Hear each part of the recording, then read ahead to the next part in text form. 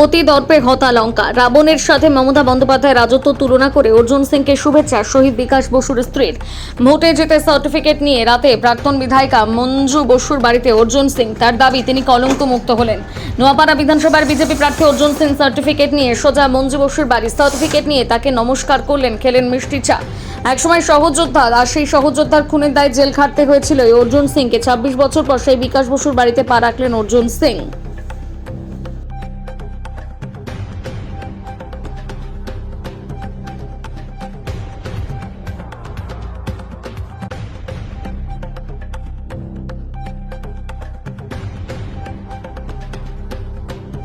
পুনরাবৃত্তি হয়, সেই ইতিহাসে পুনরাবৃত্তি হলো অতি দর্পে হতা লঙ্কা।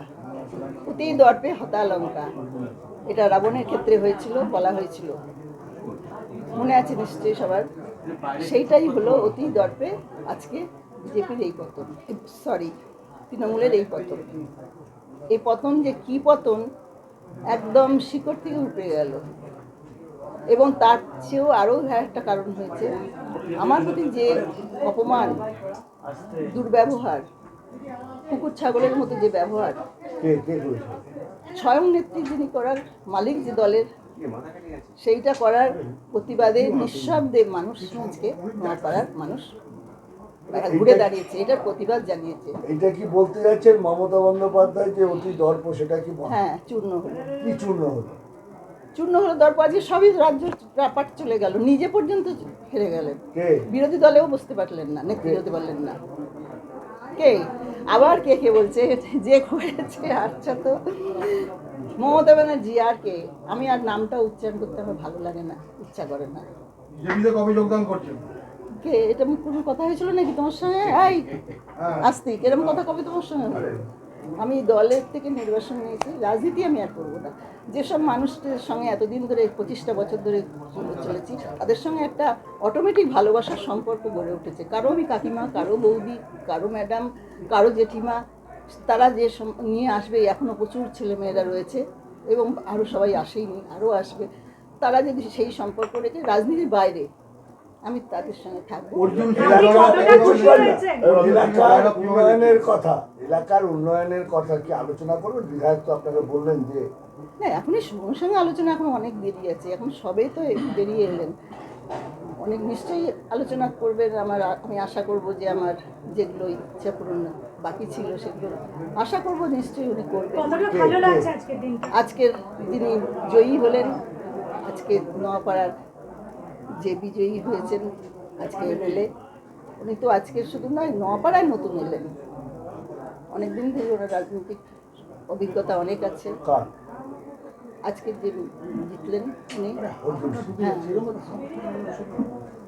তাই আজকে আশা করব আমি এলাকায় শান্তি শৃঙ্খলা যেন বজায় থাকে এবং উন্নয়ন যেন হয় এবং অশান্তি যেন কোনো রকম হয় না, এটাই আমি বলবো, সে যেই হোক। এবং সেটা আমি দেখলাম একটা ছবিতে, খুব ভালো লাগলো। মায়ের কথা আমার মনে করছে, মা সারদা। আমি তো তিনি তো আমার হাত ধরে আছেন, তাই অন্যায়ের প্রতিবাদ মা করলেন এইভাবে। এই সৌজন্য সাক্ষাৎকে কিভাবে দেখছেন? হ্যাঁ, দুর্ভাগ্যের বিষয়, এইভাবে তো আসার কথা না, একসঙ্গেই পথ চলার কথা ছিল।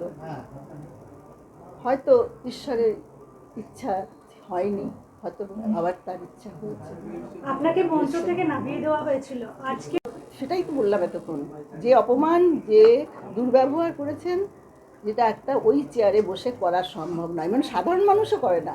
আমরা এমনকি বাড়ির কাজের মহিলাদের, তাদেরও আমরা কাজের মেয়ে বলে ডাকি, তাতে কোনো সময় আমরা ওই চোখে, আমি অন্তত দেখি না মানুষকে মানুষ। বিকাশ বসুর হত্যায় সিবিআই দাবি করেছিল। না, আমি এখনো কিছুই করিনি, আর 26 বছর হয়ে গেল, আর কি হবে মানুষটাকে টানাটানি করে? না, সরকার পাল্টেছে তো নিশ্চয়ই, এবং সেটা সরকারের সেটা ইয়ে আছে, উদ্দেশ্যও আছে, সেটা করার জন্য তৈরিও আছেন, আমি জানি। আমার সেরকম আর ইচ্ছা করছে না, বলুন, শেষ বয়সে এসে এই 26টা বছর তো আমি একটা বিশ্বাস নিয়ে আঁকড়ে ধরেছিলাম, সেটা যখন হয়নি, আর কি হবে, কি হবে পরে আর, তাই না?